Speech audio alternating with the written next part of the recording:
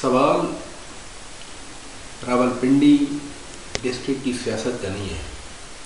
سوال یہ بھی نہیں ہے کہ لاہور میں کیسی سیاست ہو رہی ہے. سوال یہ بھی نہیں ہے کہ ملتان ڈویژن میں کیسی سیاست ہو رہی ہے.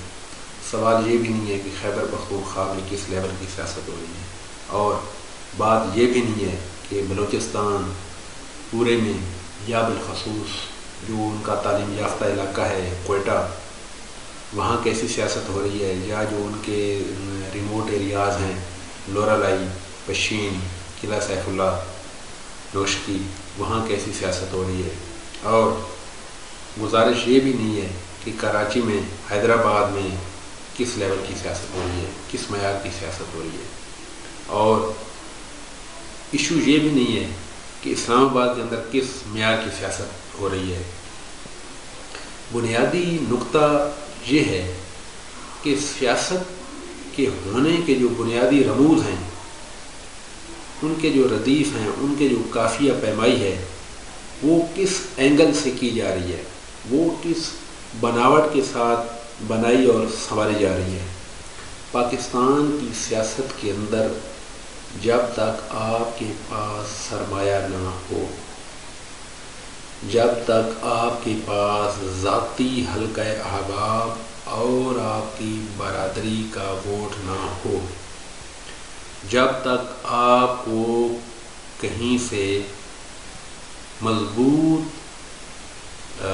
حوالے سے سپورٹ حاصل نہ ہو، اور جب تک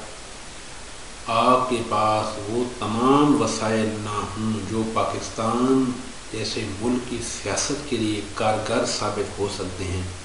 اور اپنا بھرپور کردار ادا کر سکتے ہیں، تب تک پاکستان جیسے ملک میں سیاست کرنا ایک دیوانے کا خواب تو ہو سکتا ہے، لیکن حقیقت پسندی سے اس کا دور کا بھی واسطہ نہیں ہے. چند مثالیں جو شاید چند سیاستدانوں کی ذات کے حوالے سے دی جاتی ہیں، جیسے آپ شیخ رشید صاحب کی سیاست کا تذکرہ کرتے ہیں، جیسے آپ پیپل پارٹی والے بانی جو رکن تھے شیخ محمد رشید، اس کی سیاست کا ذکر کرتے ہیں، جیسے آپ حنیف رامے صاحب کی سیاست کا نام لیتے ہیں. اسی طرح جیسے آپ نوابزادہ نصر اللہ خان کی سیاست کی بات کرتے ہیں. اس طرح کی جو مثالیں ہیں، وہ چند مثالیں یا وہ جو چند حوالہ جات ہیں، وہ مکمل طور پر پاکستانی سیاست احاطہ نہیں کر سکتے، اور نہ ان شخصیات جیسی یا اس طرح کی جو دیگر چند ایک شخصیات موجود ہیں پاکستان کے اندر، ان کی مثالیں دے کر، ان کے حوالے دے کر، ان کے ریفرنس کوٹ کر کے آپ پاکستان کی مکمل سیاست کو ایک کوزے میں بند نہیں کر سکتے. چند لوگوں کو چھوڑ کر، چند لوگوں کی قسمت کو چھوڑ کر، اور چند لوگوں کی جو ان کی جو علاقائی حلقہ بندیاں ہیں، ان کے جغرافیے سے ہٹ کر اگر آپ دیکھیں تو پاکستان کے اندر سب سے پہلے سرمایہ، ذاتی ووٹ بینک اتنا مضبوط حلقہ اثر کہ آپ کا ووٹ آپ کے باہر کہیں جا بھی نہیں سکتا. اور اس کے ساتھ ساتھ کسی نامی گرامی پارٹی کا ٹکٹ، اور اس کے ساتھ ساتھ جو آپ کی ذاتی کارکردگی ہے، اس کی بنیاد پر جو لوگ آپ کے ساتھ کسی نہ کسی حوالے سے وابستہ ہوتے ہیں، یا ان کی وابستگی آپ کے ساتھ چلی آ رہی ہوتی ہے، یا وہ آپ کا کیریئر جو ڈے ون سے لوگ آپ کا دیکھ کر آپ کو پرکھتے آ رہے ہیں، آپ کو جانچتے آ رہے ہیں، ان تمام چیزوں کے بغیر آپ پاکستان کے اندر صوبائی اسمبلی کی، قومی اسمبلی کی، ناظم لیول کی سیاست نہیں کر سکتے. آپ یہ سیٹیں جیت بھی نہیں سکتے. اس کے لیے ضروری ہے کہ آپ کو وہ تمام مسائل، وہ تمام ممکنہ جو کاریگری کے ایک تقاضے ہیں، وہ ضرور پورا کرنے ہوں گے. تبھی آپ پاکستان کی سیاست کے اندر، تبھی آپ ملک کی سیاست کے اندر، تبھی آپ علاقائی سیاست کے اندر اور دھڑے کی سیاست میں اپنا لوہا منوا سکتے ہیں، اپنے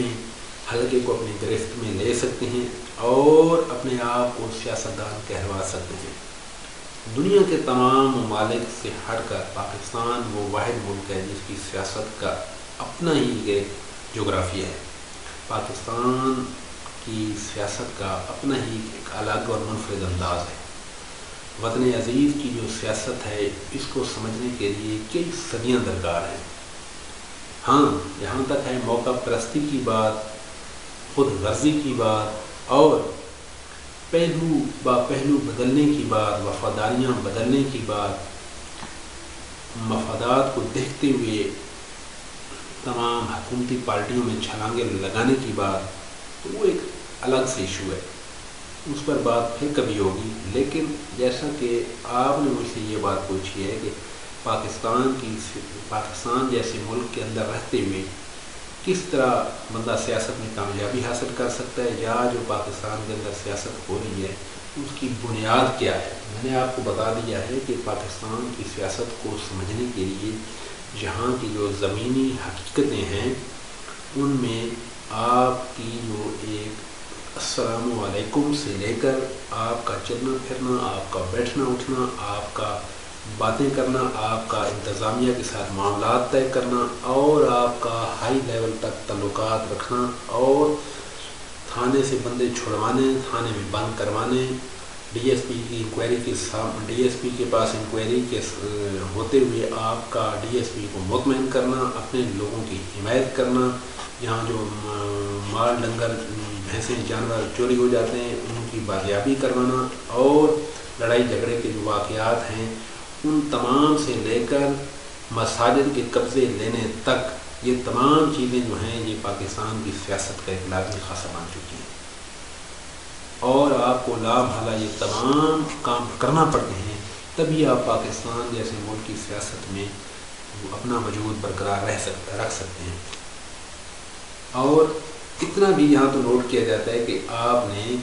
ایس ایچ او کو ڈی ایس پی کے ساتھ، ڈی سی او کے ساتھ، ڈی پی او کے ساتھ یا کسی دیگر سرکاری ایڈمنسٹریشن کے ساتھ کس انداز میں ٹیلی فون پر بات کی ہے۔ اگر آپ نے اپنا وزٹنگ کارڈ پہ کچھ لکھ دیا ہے تو اس کی ورڈنگ کیا ہے، اگر آپ نے اپنا بندہ ساتھ بھیجا ہے تو اس کا وہاں پہ ریکارڈ کیسے ہوا، اور اگر آپ ساتھ چل کر گئے تو آپ کو کہیں کوئی ویٹ کرنا پڑا ہے یا آپ ڈائریکٹ اندر چلے گئے اور اگلے بندے نے موقع پر احکامات جاری کر دیے یا آپ کو ٹال مٹول دی ہے۔ تو میرا کہنے کا مطلب یہ ہے کہ جہاں 24 آور نہیں، میں تو یہ کہتا ہوں کہ جہاں 28 آور کی پالیٹکس ہے، آپ کو دن رات چھوٹے سے چھوٹے کام سے لے کر بڑے سے بڑے کام تک آپ کو جو ہے ہر وقت الرٹ رہنا پڑتا ہے، ماحول سے باخبر رہنا پڑتا ہے، لوگوں کی نفسیات اور لوگوں کی نبضوں پہ ہاتھ رکھ کر ان کے ساتھ چلنا پڑتا ہے اور ان کی تیمارداریاں کرنی پڑتی ہیں، ان کی صلح کروانی پڑتی ہیں، اور وہ سب کچھ چاہے وہ جائز طریقے سے ہو سکے چاہے وہ ناجائز طریقے سے ہو سکے، آپ کو لوگوں کی توقعات پر پورا اترنا ہے۔ اگر آپ 99 سال میں ان کی توقعات پہ پورا اترتے آ رہے ہوں، لیکن آپ 1 سال کے 1 مہینے آپ ان کی توقعات پر نہ پورا اتریں تو آپ کو اتنی محنت کرنی پڑے گی جتنی آپ کو پہلے دن سے پہلے الیکشن کے لیے محنت کرنی پڑی تھی۔ تو یہ ہے ہمارے وطن عزیز کی سیاست اور یہاں کی اس کی بنیاد اور اس کی جغرافیائی یہ جو ہے ایک تشکیل۔ آپ کو پاکستان کی سیاست میں رہنے کے لیے ہاں قسمت آپ کے ساتھ دے جائے قسمت، تو آپ چند مہینوں میں چند سالوں کے اندر بھی آپ ایک قومی سطح کے لیڈر بن کر ابھر سکتے ہیں، لیکن اگر آپ حقائق کو مد نظر رکھیں تو آپ کو بہت زیادہ محنت کرنی پڑتی ہے اور اسی محنت کے ساتھ کاریگری کا کاریگری اور بہترین وسائل کا استعمال کرتے ہوئے اور درست موقعوں پر درست چیزوں کا انتخاب کرتے ہوئے آپ کو آگے بڑھنے کے لیے بہت زیادہ تردد اور محنت کی ضرورت ہے۔